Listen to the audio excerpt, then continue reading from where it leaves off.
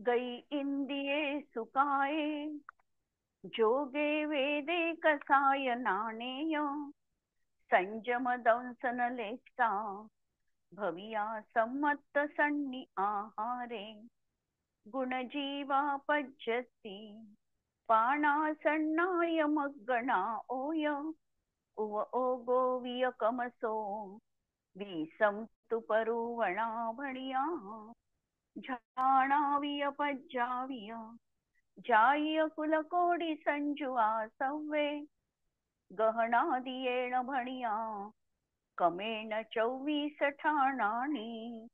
अंतिम शासन नायक 1008 भगवान महावीर स्वामी की जय. द्वादशांग श्रुत देवी की जय. स्वाध्याय कक्ष संपेपर्यंत आपणा सर्वांना चतुर्विध आहाराचा त्याग असणार आहे.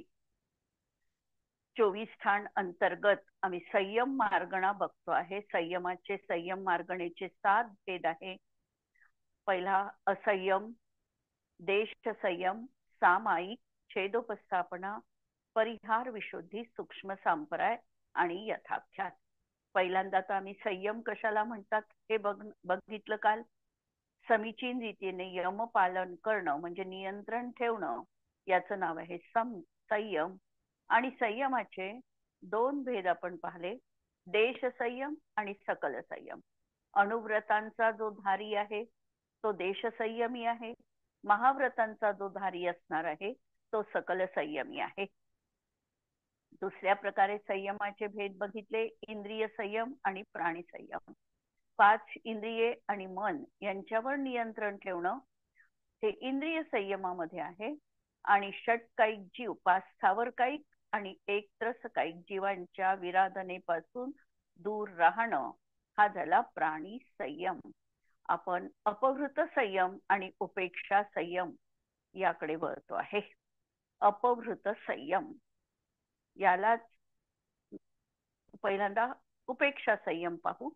उपेक्षा संयम तर देश काल यांच्या विधानाला समजून, म्हणजे कशी परिस्थिती आहे, कोणता काळ सुरू आहे, या सगळ्यांना अवलोकन करून स्वाभाविक रूपाने शरीरापासून विरक्त होणं आणि 3 गुप्तींचं धारण करणं, अंतरंगामध्ये रागद्वेषाची चित्तवृत्ती न होणं, याचं नाव आहे उपेक्षा संयम.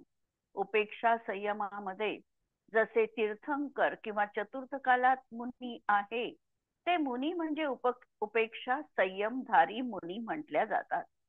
निश्चयनयानी तोच खरा संयम म्हटल्या जातो.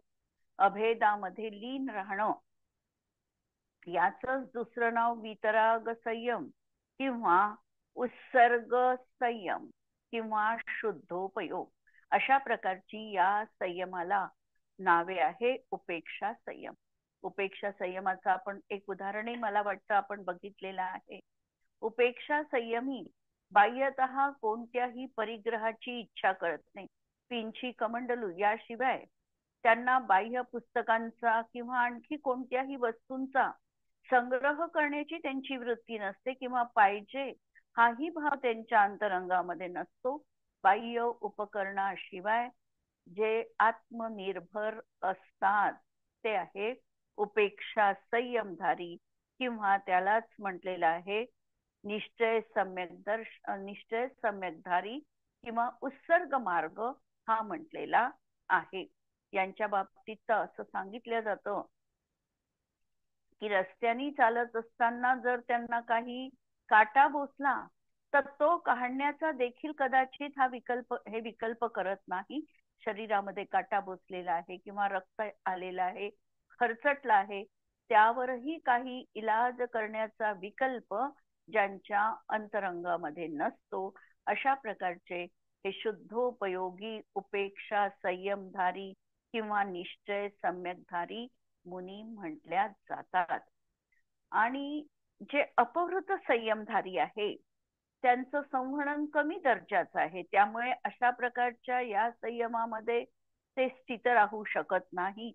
त्यासाठी ते व्रत, समिती, गुप्ती रूप प्रवर्तने असा मार्ग अवलंबतात आणि त्याला म्हटलं आहे अपहृत संयम.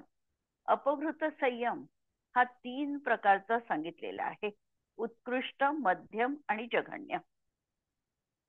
उत्कृष्ट अपभृत संयमामध्ये प्रासूक वस्ती म्हणजे राहण्याचं योग्य ठिकाण आणि आहार मात्र एवढंच ज्यांचं बाह्य साधन आहे आणि स्वाधीन रूपाने जे आहार करतील, याचना ज्यांच्या जीवनात नाही, ज्ञान आणि चारित्र्य रूप कारण पण ज्यांच्या जीवनात विद्यमान आहे, असे जे साधू आहे, हे बाह्य जंतुओं के आने पर उनसे बचाकर अपना संयम पालन करते है.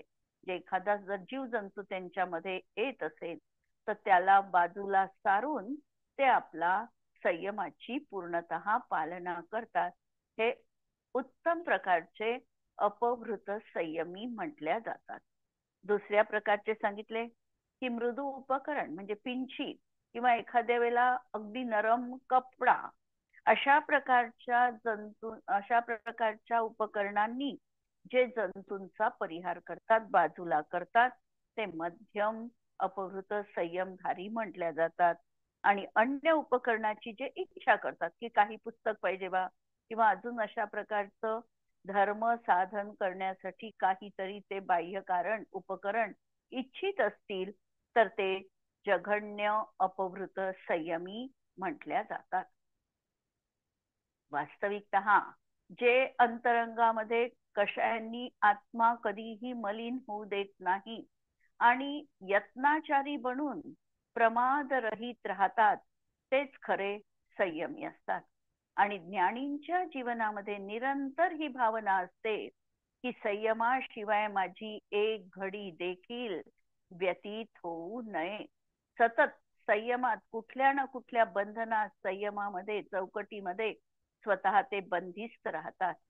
त्यांच्या जीवनामध्ये 5 इंद्रियांचे विषयभोग त्यांनी सोडलेले आहे. कषायांना वश केलेलं आहे. दुर्धर तपश्चरणाचं ते पालन करतात. 6 रसांपैकी शक्य असलेल्या रसांचा त्याग जीवनात घेतात. मनाच्या विकल्पांना इतस्ततः भटकवत नाही. मनात परिग्रहाची लालसा नसते किंवा कायक्लेश सहन करतात. उपवासादी तप करतात. त्रस्त स्थावर जीवाची रक्षण करण्याचा सतत त्यांचा परिणाम असतो. आणि वचन प्रवृत्ती देखील अनर्गल वचन, स्वच्छंद वचन, कर्कश वचन, कठोर वचन ते बोलत नाही आणि दयारूप परिणाम असतो. आणि नित्य एकच कार्य त्यांच्या जीवनात असतं, ज्ञान ध्यान तपो रक्तः तपस्वी स प्रशस्यते. अशा प्रकारचे हे संयमधारी मुनी या ठिकाणी म्हटल्या जातात. हे आहे त्यांची संयमाची बाह्यतः असणारी रूप. इंद्रिय संयम आणि प्राणी संयम आपण बघितला. संयम मार्गणा कशाला म्हणतात? तर संयमाच्या माध्यमातून जीवांचं अन्वेषण करणं याला संयम मार्गणा म्हणतात. त्याचे आपण प्रकार बघितले. 6वा प्रश्न, संयम मार्गणा में संयम, संयम और असंयम तीनों का ग्रहण है, इसीलिए इस मार्गणा का नाम संयम मार्गणा देना युक्त नहीं है. याच्या संयम मार्गणा म्हटली पण असंयमही गर्भित केला किंवा संयम देखील ग्रहण केलं, मग यांना संयम मार्गणा म्हणणं कितपत योग्य आहे, अशा प्रकारचा प्रश्न आहे. उत्तर देतात, काही यामध्ये गैर काही नाही. आम्रवन या निंबवन इन नामों के समान प्राधान्य पद का आश्रय लेकर संयमानुवाद से अर्थात संयम मार्गणा यह व्यपदेश करना युक्तियुक्त हो जाता है.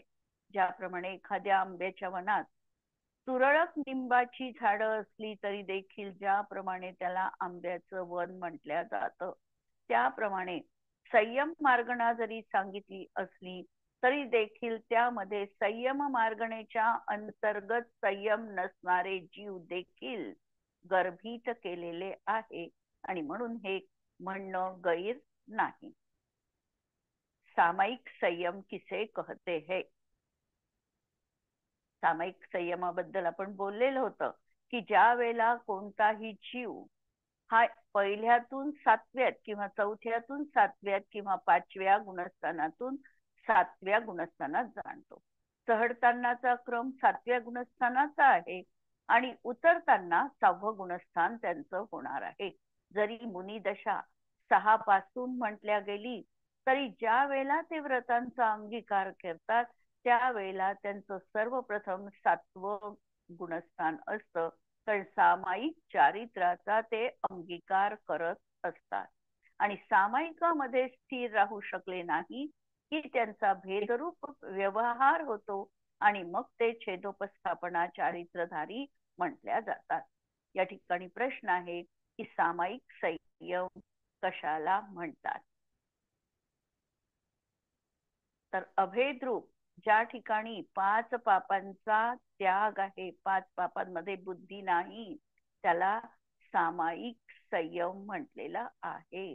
कारण घेताना तर एकदम अभेदरूपच अंगीकार आहे आणि अभेदाचीच साधना आहे, अभेदाचीच प्रतिज्ञा पण आहे, पण त्या प्रतिज्ञेमध्ये ते निर्वहन करू शकत नाही आणि म्हणून भेदाच्या भूमिकेमध्ये त्यांना अपरिहार्यपणे यावं लागतं. किंवा दूसरी व्याख्या दिलेली आहे, हिंसा झूठ चोरी आदि सभी सावध्य योगों का अभेद रूप से सार्वकालिक या नियमित संयम तक त्याग करना सामायिक संयम है. सामायिकामध्ये अभेद प्रामुख्याने आहे, म्हणजे मुख्य आपल्याला अभेदाला करायचं आहे आणि छेदोपस्थापनेमध्ये भेदाला मुख्यता दिल्या गेलेली आहे. व्रत धारण आदि संयम में संग्रह नय की अपेक्षा या एक यम भेद रहित होकर अर्थात अभेद रूप से मैं सर्व सावध्य त्यागी हूँ, इस तरह जो संपूर्ण सावध्य का त्याग करता है उसको सामायिक संयम कहा गया है. म्हणजे मी हिंसा सोडली, मी असत्य सोडलं, हा भूमिका नाही आहे.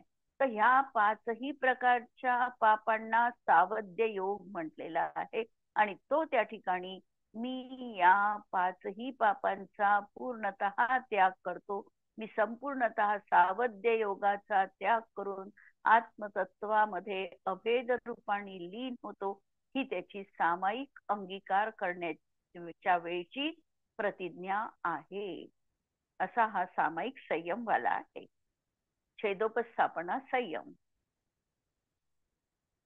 छेदोपस्थापनेमध्ये काय झालेलं आहे की आता तो सामायिकामध्ये स्थित राहू शकलेला नाही. याचं कारण कोणतंही क्षायोपक्षमी ज्ञानाची मर्यादा ही आहे की अंतर्मुहूर्तापेक्षा तो परिणाम जास्त काळ टिकत नाही आणि त्यामुळे अभेद विकल्प, अभेदाचं अवलंबन हे देखील अंतर्मुहूर्तापेक्षा जास्त राहू शकत नाही.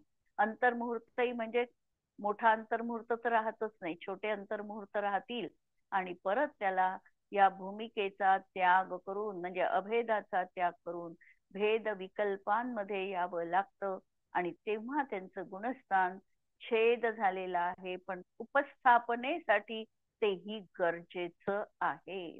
जसे एखाद्या व्यक्ती पहाड चढतो आहे आणि पहाड चढत असताना त्याची दमछाक झाली तर वरच्या पायऱ्या चढण्यासाठी उत्साह जागृत व्हावा म्हणून तो काही काळ विश्रांती घेतो. त्याप्रमाणे हा काही काळपर्यंत छेदामध्ये येतो आणि परत आत्म्याला वर चढविण्याचा प्रयत्न करतो. हे आहे छेदोपस्थापना चारित्र. म्हणून व्याख्या पहा, किसी देश काल के कारण व किसी की रुकावट के कारण व प्रमाद से अथवा और किसी कारण से यदि स्वीकार किए गए व्रतों में अतिचार लग जावे तो अपनी निंदा, गर्हा आदि के द्वारा प्रायश्चित धारण कर उस अतिचार का शोधन करना, दोषों को शुद्ध करना छेदोपस्थापना संयम है. आता या ठिकाणी छेदोपस्थापना म्हणजे अतिचारापर्यंत ते गेलेले आहे. प्रत्येक वेळेला व्रतामध्ये अतिचार पर्यंत जायलाच पाहिजे असं नाही. व्यतिक्रम, अतिक्रम, अतिचार आणि अनाचार 4 तऱ्हेच्या स्टेप्स आहेत. याच्यामध्ये कधी कधी व्यतिक्रम राहील कधी कधी अतिक्रम राहील, कधी अतिचार राहील, आणि अनाचारामध्ये मात्र व्रत खंडित झालेलं आहे. कारण अनाचारामध्ये त्यांनी व्रतच सोडून दिलेले आहे. अतिचारामध्ये व्रतामध्ये दोष लागलेले आहे, ज्ञात दोष लागलेले आहे. आणि अतिचार जर लागले असेल तर ती व्यक्ती अतिचारांच्या त्या ठिकाणी प्रायश्चित्तादी घेऊन परत आपल्या आत्मतत्वामध्ये स्थित होऊ शकते. तर अशा प्रकारचं हे छेदोपस्थापना चारित्र 6व्या-7व्या गुणस्थानापासून 9व्या गुणस्थानापर्यंत या दोनही चारित्रांना त्या ठिकाणी सांगितल्या गेलेल्या आहे, सामायिक आणि छेदोपस्थापना. पुढचं चारित्र असणार आहे परिहार विशुद्धी चारित्र. प्राणीवध की निवृत्ती को परिहार कहते हैं. परिहार कोणत्याही तऱ्हेची जीवाची विराधना न होऊ देणं, जीव हिंसेपासून वाचणं, याचं नाव आहे परिहार करणं. उससे युक्त शुद्धि जिस चारित्र में होती है वह परिहार विशुद्ध चारित्र है. जिस संयम में दोषों के परिहार निराकरण में शुद्धि होती है वह परिहार विशुद्धि संयम कहलाता है. असा हा परिहार विशुद्धी चारित्र आहे. चारण वृद्धिधारी मुनी म्हणा की त्यांच्या गमन केल्या असताना कोणत्याही तऱ्हेची जीव विराधना त्यांच्या शरीराच्या माध्यमातून होत नाही. आणि असे जे हे परिहार विशुद्धी चारण वृद्धिधारी मुनी असतील यांना कदाचित चातुर्मासाचा देखील नियम नाही. 4 महिन्यामध्ये देखील हे विहार करू शकतात, कारण यांच्या शरीराच्या माध्यमातून विराधना घडत नाही. आपल्याला सप्तऋषींची कथा माहिती असेल की सप्तऋषींचा चातुर्मास मथुरा नगरीमध्ये झालेला होता, पण अचानक ते चारण वृद्धीचा वापर करून हस्तिनापूर नगरीमध्ये आहाराला गेले. त्या ठिकाणी अहदत्त श्रेष्ठी होते. त्यांना विकल्प आला की हे मुनी चातुर्मासात कसे आले, हे खरे मुनी नसावेत, आणि असं समजून त्यांनी त्यांना आहार दिलेला नव्हता. त्यांच्या घरीच वास्तविकतः ती क्रिया झाली, म्हणजे आहारचर्या झाली, पण ते त्यावेळेला उपस्थित नव्हते. आणि नंतर त्यांना जेव्हा कळलं की हे चारण वृद्धिधारी मुनी होते तेव्हा त्यांच्या मनामध्ये खेदखिन्नता आली आणि ते परत त्या ठिकाणी मथुरा नगरीमध्ये जाऊन त्यांनी त्या मुनींना आहारदान दिलेलं आहे. तर अशी ही परिहार विशुद्धी चारित्रवाला यांना चातुर्मासाचा देखील नियम असत नाही. नंतरचा प्रश्न आहे सूक्ष्म सांप्राय संयम किसे परिहार कहते विशुद्धी हैं. म्हणजे मग चारण वृद्धिधारीच मुनी का? हो, चारण वृद्धिधारी मुनी की त्यांचे तंतुचारण वगैरे चारण वृद्धीचे प्रकार सांगितले आहे ना अनेक तऱ्हेचे, 7 प्रकारच्या ते सगळे परिहार विशुद्धी चारित्रवाले.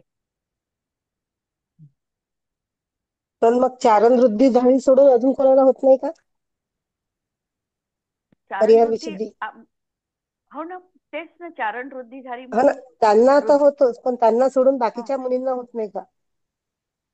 आता किंवा त्याच्यामध्ये तो त्यांना झाला तर चारण वृद्धी होतेच हा असं. 7 तऱ्हेची चारण वृद्धी सांगितली आहे की नाही, तंतुचारण, पुष्पचारण, हा. फलचारण वगैरे, ते जे नावं येतात चारण वृद्धीचे 64 वृद्धीमध्ये त्यातले ते हे परिहार विशुद्धीवाले मुनी आहेत. अच्छा, ठीक. सूक्ष्म सांप्राय संयम किसे कहते हैं.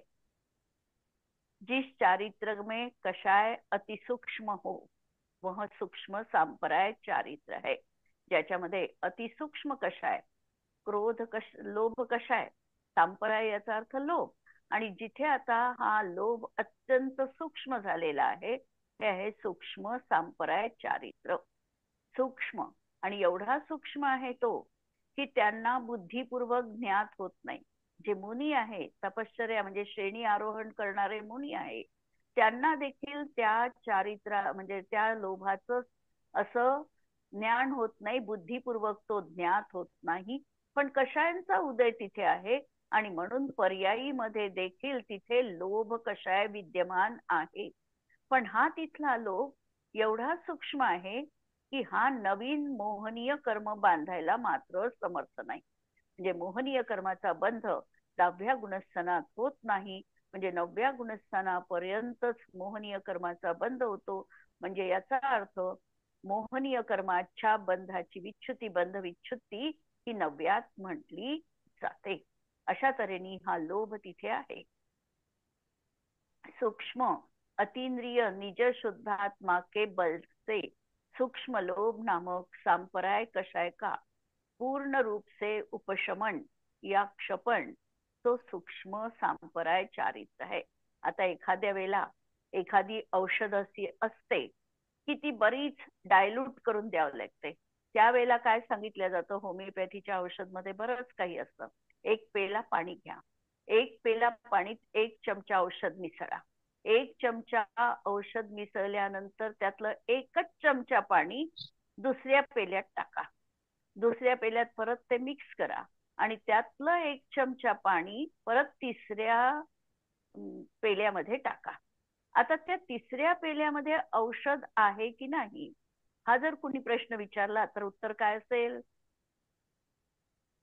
त्या ठिकाणी औषध नक्कीच आहे, परंतु ते इतकं कमी झालेलं आहे, इतकं कमी झालेलं आहे की ते खरं तर बुद्धिपूर्वक ज्ञात होत नाही, पण तरीही त्या औषधीचा उपयोग आहेच. त्याप्रमाणे हा सूक्ष्म लोभ समजायचा आहे की हा सूक्ष्म लोभ इतका कमी झालाय, इतका कमी झालेला आहे की त्या ठिकाणी तो आहे की नाही हे कळत नाही, पण त्याचं अस्तित्व मात्र पर्यायीमध्ये निश्चितपणे असणार आहे. म्हणून सूक्ष्म अतींद्रिय निज शुद्धात्मा के बल से सूक्ष्म लोभ नामक सांपराय कषाय का पूर्ण रूप से उपशमन या क्षपण तो सूक्ष्म सांपराय चारित्र है. सूक्ष्म लोभ नामक सांपराय कषाय का पूर्ण रूप से उपशमन व क्षपण. तर इथे पूर्ण उपशमन किंवा क्षपण झालेलं नाही आहे. मोह कर्म का उपशमन या क्षपण करते हुए सूक्ष्म लोभ का वेदन करना यह सूक्ष्म सांपराय संयम है. हे या ठिकाणी हे मोह कर्म का उपशम या क्षपण करते हुए सूक्ष्म लोभ का वेदन होना हे सूक्ष्म सांपराय संयम आहे. यांचं गुणस्थान कोणतं असणार आहे सूक्ष्म सांपरायचं? 10वं. 10वं गुणस्थान. आणि परिहार शेवटचं विशुद्धीचे गुणस्थान कोणते घ्यायचे? परिहार विशुद्धी 6वं 7वं, बस 2च 6वं. गुणस्थानात. त्याच्यानंतर गमन नाही, म्हणून 6व्या 7व्या नंतर परिहार विशुद्धी नाही आहे. बरं. यथाख्यात संयम किसे कहते हैं? समस्त मोहनीय कर्म के उपशमन या क्षय से जैसा आत्मा का स्वभाव है उस अवस्था रूप जो चारित्र है वह यथाख्यात चारित्र है. यथाख्यात, यथा म्हणजे जसं आहे तसं, ख्यात म्हणजे सांगितल्या गेलेलं. जसं आगमामध्ये वितराग चारित्राचं कथन आहे तसं चारित्र ज्यांच्या जीवनात आता त्यांनी पर्यायीमध्ये देखील प्राप्त केलेलं आहे त्या चारित्राला यथाख्यात चारित्र म्हणायचं. हे यथाख्यात चारित्र एक तर चारित्र मोहनीय कर्माच्या पूर्ण उपशमाने किंवा चारित्र मोहनीय कर्माच्या क्षयाने जीवाला प्राप्त होते. उपशमानी प्राप्त झाल्यानंतर हे अंतर्मुहूर्तपर्यंत राहू शकतं, परत कर्माचा उदयाने तो त्या भूमिकेत राहू शकत नाही. आणि ज्यांनी क्षय केलेला आहे तो मात्र आता निरंतर वरच जाणार आहे, तो खाली येण्याचे चान्सेस नाही. अशा प्रकारे हे यथाख्यात चारित्र आहे. जिस प्रकार आत्मा का स्वभाव अवस्थित है उसी प्रकार यह कहा गया है, इसे यथाख्यात कहते हैं. अशुभ रूप मोहनीय कर्म के उपशांत अथवा क्षीण हो जाने पर जो वितराग संयम होता है उसे यथाख्यात संयम कहते हैं. आता संयमा संयम 4 संज्वलन और जब 9 कषायों के क्षयोक्षम संज्ञा वाले देशघाती स्पर्धकों के उदय से संयमा संयम की उत्पत्ती होती है. या ठिकाणी सांगितलं वास्तविकता 4 संज्वलनासोबत प्रत्याख्यानावरण रूप कषायांचा देखील इथे उदय असणार आहे. पाचवं गुणस्थान आहे. पाचवं गुणस्थान आहे याचा अर्थ अनंतानुबंधी आणि अप्रत्याख्यानावरण या 8 कषायांचा अनुदय आहे. परंतु प्रत्याख्यानावरण आणि संज्वलन आणि नो कषाय यांचा उदय आहे. पण प्रत्याख्यानावरण ही कर्म प्रकृती याच्यामधले संपूर्ण स्पर्धक हे सर्वघाती रूपाचे आहे.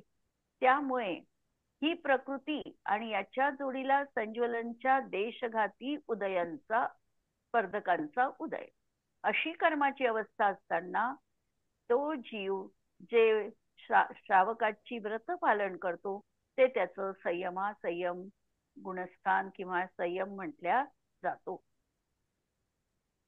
म्हणून जे देशघाती स्पर्धकोंके उदयसे जे घेतलेलं आहे संज्वलन आणि नो कषायांच्या देशघाती उदयांचा म्हणजे देशघाती स्पर्धकांचा उदय इथे अभिप्रेत आहे. आतापर्यंत चौथ्या गुणस्थानापर्यंत संज्वलनच्या सर्व घातींचा उदय सुरू होता आणि पाचव्यामध्ये मात्र संज्वलनचा आता देशघाती रूपाचा पण उदय सुरू झालेला आहे. अनंतानुबंधी आणि अप्रत्याख्यानावरण रूप 8 कषायों के स्पर्धकों का उदया भावी क्षय, आगामी काल में उदय में आने वाले सर्वघाती स्पर्धकों का सद्वस्था रूप उपशम, प्रत्याख्यानावरण कषाय का उदय आणि संज्वलन कषाय के देशघाती स्पर्धकों का उदय और यथासंभव नो कषाय का उदय होने पर विरत अविरत परिणाम उत्पन्न करने वाले को क्षयोपक्षमी संयम होता है. म्हणून ही पूर्ण व्याख्या या ठिकाणी क्षयोपक्षमाची घटित केली की क्षयोपक्षमामध्ये 3 गोष्टी आम्हाला बघायच्या असणार आहे. एक उदयाभावी क्षय, दुसरं सद्वस्थारूप उपशम आणि तिसरा देशघाती स्पर्धकांचा उदय. सर्वघाती स्पर्धकांचा उदयाभावी क्षय वर्तमान काळामधल्या भविष्य काळातल्या सर्व घातींचा सद्वस्थारूप उपशम आणि वर्तमान काळामध्ये देशघातीचा उदय. जरी ही प्रत्याख्यानावरण कषाय ही सर्व घाती असली तरी 5व्या गुणस्थानासाठी ती देशघाती रूपाची म्हटल्या जाते आणि तिने श्रावकांची व्रत झाकळून टाकण्याचं कार्य तिथे केलेलं नाही. अशा तऱ्हेची हे गुणस्थान 5वं असणार आहे. आणि असंयम कि जीव 14 भेद रूप है और इंद्रियों का विषय 28 है. जीव घात से और इंद्रिय विषयों से विरत नहीं होने को असंयम कहते हैं. 14 रूप आहे जीव म्हणजे 14 जीव समास जे छडाला द्रव्य संग्रहामध्ये जे 14 जीव समास सांगितले हे 14 जीव समास इथे या ठिकाणी म्हटलेले आहे. जीव 14 भेद रूप आहे. जीवाचे आपण जर जीव समासाच्या अपेक्षेने भेद लावले तर 14 लावलेले आहे कमीत कमी. नंतर 19 आता आपण 24 ठाण्यामध्ये 19 लावतो. कुठे कुठे 57 लावलेले आहे. याचे 3 करून पर्याप्त अपर्याप्त लब्ध पर्याप्त करून 57 पण लावलेले आहे. पुढे आणखी 95 वगैरे पण लावलेले आहे. असे वेगवेगळे आहे. तर या ठिकाणी 14 रूप भेद घेतलेले आहे हे द्रव्य संग्रहाच्या मतानुसार. आणि इंद्रियों के विषय 28 है. म्हणजे इंद्रियांचे विषय जे सांगितले जसा स्पर्शनेंद्रियाचा विषय किती प्रकारचा आहे? 8 प्रकारचा. नंतर 5 रसनेंद्रियाचे, घ्राणेंद्रियाचे 2, चक्षु इंद्रियाचे परत 5 आणि कर्णेंद्रियाचे 7 आणि एक मनाचा असे मिळून 28 विषय हे घ्यायचे. अशा 28 विषयांपासून जो विरत आहे एक देशतः ज्यांनी त्याग केलेला आहे, पूर्णतः त्याग केला असेल तर ते महाव्रती आणि एक देशतः त्याग केला असेल तर अनुव्रतामध्ये गर्भित होतो. अशा तऱ्हेचा हे ज्यांना यत्किंचित देखील नाही ते असंयमी जीव आहे. म्हणून जीव घात से और इंद्रिय विषयों से विरत नहीं होने को असंयम कहते हैं. चारित्र मोह के उदय से होने वाली हिंसादि पापों में और इंद्रिय विषयों में प्रवृत्ति असंयम है. पहिला चार्ट आहे सामायिक आणि छेदोपस्थापनेचा. चार्ट लावून घेऊ आपण, होऊ शकतो. कारण सामायिक आणि छेदोपस्थापना हे चारित्र्य म्हणत असताना मुनींनाच हे चारित्र्य होणार आहे, त्यामुळे त्यांना गती तर एकच राहणार आहे आणि मनुष्य गती. त्यांचं गुणस्थान असणार आहे 6 पासून 9 पर्यंतची गुणस्थानं त्यांची असणार आहे. या दृष्टीतून हा चार्ट आपण पाहू. गती एकच मनुष्य गती. मनुष्य गती. इंद्रिय पंचेंद्रिय 5 पंचेंद्रिय काय रस त्रसकायिकच. योग अं, चार वचन, चार मनोयोग, 4 मनाचे 4 वचनाचे. 3 कायोग. 3 काय योग. कोणते 3 काय योग होईल? औदारिक आणि आहारक द्विक. आहारक द्विक असेल. आहारक द्विक आहे. परिहार विशुद्धीवाला सामायिक आणि छेदोपासना आहे ना. आहे. सामायिक आणि छेदोपस्थापना म्हणून त्यांना औदारिक काय योग आणि आहारक आणि आहारक द्विक काय द्विक. योग बाकी राहणार नाही. 3 काय योग हे राहतील. वेद तिन्ही पण वेद असू शकतात. 3ही वेद राहू शकतील. थोडं विशेष पाहायचं असेल तर आहारक द्विकवाला असेल तर त्याला 2 वेद असणार नाही. कशाय? 4 संजीवनी विषय संजीवनाचे आणि 4 9 संज्वलन आणि 9 नकषाय सका राहिलेले आहे. परत ज्ञान मतिश्रुत अवधी आणि मनपर्य ज्ञान पण असू शकते. मनपर्य ज्ञान असू शकतं.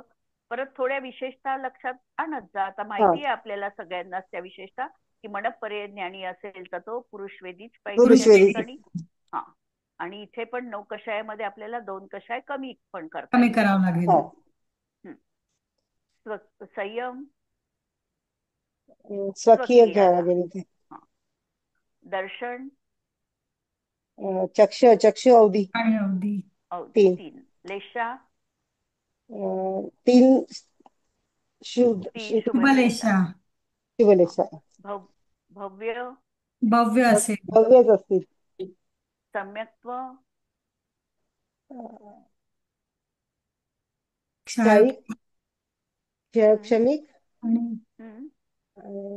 आणि औपशमिकही राहू शकतो. प्रथमोपशमही राहू शकतो, द्वितीयोपशमही राहू शकतो. 3ही प्रकारचे सम्यक्त्व राहू शकतात. संज्ञी संज्ञीच असेल. संज्ञीच आहे. आहारकच आहे. गुणस्थान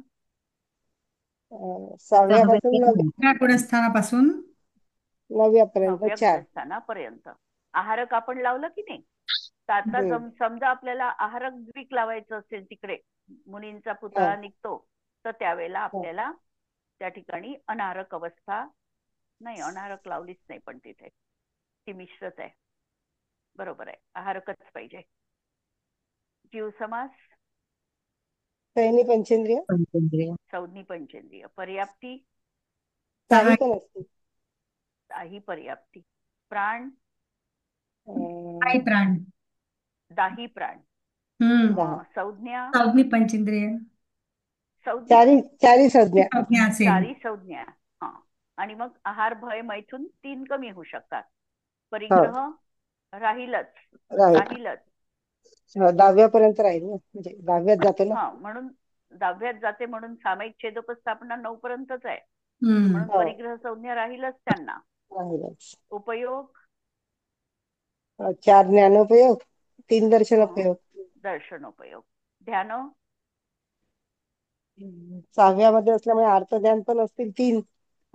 3 अर्थ ध्यान, 4 धर्म ध्यान आणि 1 आणि 9व्यात केल्यामुळे 1 शुक्ल ध्यान. आश्रव 13 कषाय 13 योग. 11 योग असे 24 आश्रव राहतील. जाती 14 लाख मनुष्य संबंधी आणि कुल पण 14 लाख 14 लाख मनुष्य संबंधी. भाव आता उद्याला बघू.